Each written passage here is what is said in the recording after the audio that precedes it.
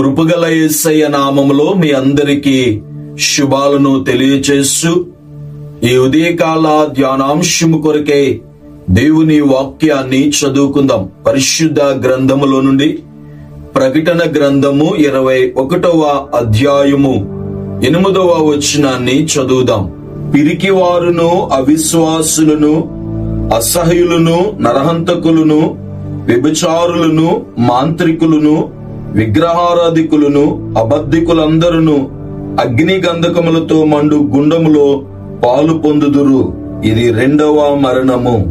సహోదరి సహోదరుడా, ఈ అశాశ్వతమైన లోకములో మనము జీవిస్తూ ఉన్నాము. ఈ లోకము అశాశ్వతం, మన శరీరం కూడా అశాశ్వతమే. అయితే మనందరము కూడా అశాశ్వతమైన ఈ శరీరం కొరకే ఎంతగానో ప్రయాస పడుతూ ఉన్నాం. మనందరి ప్రయాస కేవలం ఈ శరీరం కొరకే ఆలోచన చేస్తున్నాం. ఆత్మను గూర్చినటువంటి ఆలోచన గాని, ఆత్మను గూర్చిన అవగాహన లేకుండా మనము జీవిస్తున్నాం. మనము మరణించిన తరువాత నిత్యత్వంలో అయినా ఉంటాము, నిత్య నరకంలో అయినా ఉంటాము. మనము బ్రతికి ఉండగానే ఎక్కడ గడపబోతున్నాం అనే దాన్ని ఆలోచించాలి. మనము చదవబడిన లేఖన భాగములో అబద్ధికులను, అవిశ్వాసులను, పిరికివారును, మాంత్రికులను, వ్యభిచారులను, విగ్రహారాధికులను, అబద్ధికులందరూ కూడా రెండవ మరణములో పాలు పొందుతారు. వాక్య భాగములో చదవబడిన ఈ జాబితా ఎవరి జీవితంలో అయినా ఉంటే నిత్య నరకాగ్ని తప్పదు. ఆ భయంకరమైన నిత్య నరకాగ్ని నుండి తప్పింపబడాలి అనంటే దేవుని వాక్యం ఈ రీతిగా తెలియచేస్తుంది. యోహాను సువార్త 14వ అధ్యాయము 6వ వచనాన్ని చదువుదాం. యేసు నేనే మార్గమును, సత్యమును, జీవమును, నా ద్వారానే తప్ప ఎవడును తండ్రి యొద్దకు రాడు. యేసు క్రీస్తు ప్రభుల వారు శిష్యులకు అనేకమైన విషయాలు తెలియచేస్తున్నప్పుడు తోమా యేసు ప్రభు వారి యొద్దకు వచ్చి, ప్రభువా, నువ్వు వెలుచున్న మార్గము మాకెలా తెలియను అని అన్నప్పుడు యేసు క్రీస్తు ప్రభుల వారు తెలియచేస్తున్నట్లుగా, నేనే మార్గము, నేనే సత్యము, నేనే జీవము, నా ద్వారా తప్ప ఎవరు తండ్రి యొద్దకు రాలేరని ప్రభు తెలియచేశారు. ఆ నిత్య నరకము నుండి తప్పించబడాలి అంటే యేసు క్రీస్తు ప్రభుల వారిని మనము అంగీకరించాలి. యేసు క్రీస్తు ప్రభుల వారే మార్గమై ఉన్నారు. ఆయనే మార్గము, ఆయనే సత్యము, ఆయనే జీవం. ఆయన ద్వారా తప్ప ఎవరు నిత్యత్వానికి చేరలేం. కనుక ఈ దినమే మీరు యేసు క్రీస్తు ప్రభుల వారిని మీ సొంత రక్షకునిగా అంగీకరిస్తే, ఆ ప్రభు యందు మీరు విశ్వాసం ఉంచితే, దేవుడు ఆ రెండవ మరణము నుండి, ఆ నిత్య అగ్నిగుండము నుండి మనలందరినీ ఆయన తప్పించే దేవుడు. యేసు తప్ప ఇంక ఎవ్వరు నరకము నుండి మనలను విమోచింపలేరు, నరకము నుండి మనల్ని తప్పించలేరు.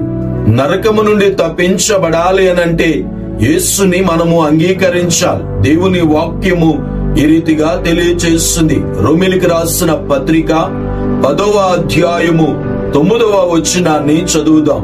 అదేమనగా, యేసు ప్రభువని నీ నోటితో ఒప్పుకొని దేవుడు మృతులలో నుండి ఆయనను లేపినని నీ హృదయమందు విశ్వసించిన ఎడల నీవు రక్షింపబడుదువు. యేసు ప్రభువుని మన నోటితో ఒప్పుకోవాలి.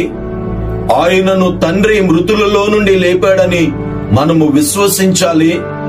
యేసు క్రీస్తు ప్రభుల వారు సజీవుడైన దేవుడు అని మనము నమ్మాలి. హృదయమందు విశ్వసించాలి, మన పెదవులతో ఒప్పుకోవాలి. అలాగూ మనం ఒప్పుకున్నప్పుడు మనము రక్షింపబడతాం. ఆ నిత్య నాశనము నుండి మనము తప్పించబడతాం. సహోదరి సహోదరుడా, మరి ఈ దినమే ఆ ప్రభువుని మీరు అంగీకరిస్తే, ఆ ప్రభు యందు విశ్వాసం ఉంచితే, మీ జీవితాల్లో ఉన్న ప్రతి ఒక్క ఆ పరిస్థితులన్నిటి నుండి దేవుడే మనలందరినీ రక్షించేవాడు. ఆయనే రక్షకుడు. దేవునికి స్తోత్రం.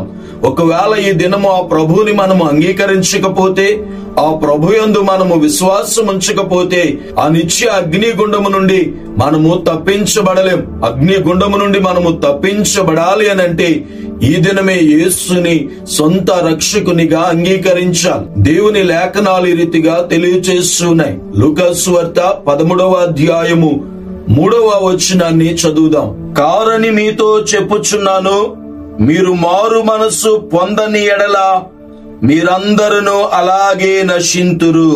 మనందరము కూడా యేసుక్రీస్తు ప్రభుల వారిని అంగీకరించి మనము మారు మనస్సు పొందకపోతే మీరందరూ కూడా అలాగే నశిస్తారు అని లేఖనాలు తెలియచేస్తున్నాయి. నిత్య నరకము నుండి నీవు తప్పించబడాలి అనంటే ఈ దినమే మారు మనస్సు పొందాలి. మారు మనస్సు పొందిన మీరు పాప క్షమాపణ నిమిత్తమై బాప్తిసం పొందాలి. బాప్తిసము పొందిన మీరు పరిశుద్ధాత్మ చేత నింపబడాలి. ఎవరైతే ప్రభువుని అంగీకరించి మారు మనస్సు పొంది బాప్తిసము పొంది ఆత్మ చేత నింపబడి ఫలిస్తారో వారు మాత్రమే నిత్యత్వానికి చేర్చబడతారు. ఫలింపని ప్రతి చెట్టు నరికి అగ్నిలో వేయబడినని లేఖనాలు తెలియచేస్తున్నట్లుగా మరి ఈ దినమందే యేసుక్రీస్తు ప్రభుల వారు 2000 సంవత్సరాల క్రితం ఈ లోకానికి వచ్చి సర్వ మానవాళి యొక్క రక్షణార్థమై ఆ నిత్య నరకాగ్ని నుండి, ఆ భయంకరమైన అగ్నిగుండము నుండి తప్పించటానికి ఆయన శిలువలో ప్రాణం పెట్టడం ద్వారా మనందరి రక్షణ కొరకే విమోచన క్రయధనముగా తన ప్రాణాన్ని అర్పించారు. మరి ఆ యేసుని ఈ దినం అంగీకరించండి. నిత్య నరకము నుండి తప్పించబడినట్లు ఈ దినమే ప్రభు యందు విశ్వాసముంచి ప్రభు సన్నిధిలో ప్రార్థన చేయండి. ప్రభు మీ యొక్క పాపములన్నిటి నుండి మిమ్ములను విమోచించి ఆయన విడుదల చేసి ఆయన నిత్య రాజ్యానికి వారసులుగా మనల్ని ఆయన సిద్ధపరిచే దేవుడు. అటు నిత్యత్వములో మనము యుగయుగాలు దేవునితో ఉండినట్లు అటు ఉన్నతమైన కృప దేవుడు మనందరికీ అనుగ్రహించునుగాక. ఆమేన్. ప్రార్థన చేసుకుందాం. ప్రార్థనలో ఏకీభవిందాం.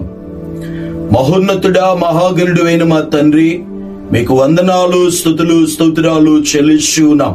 ఈ ఉదయకాల ధ్యానాంశాలు వినుచున్న మా ప్రియులైన వారందరినీ దీవించండి, ఆశీర్వదించండి, బలపరచండి. వారి ఆధ్యాత్మికమైన జీవితానికి ప్రోత్సాహకరంగా ఉండినట్లు ఇంకను విశ్వాసములో, పరిశుద్ధతలో, ప్రార్థనా జీవితములో నాయన అంతకంతకు మేమందరము ఫలించినట్లు మీరే సహాయము చేయండి.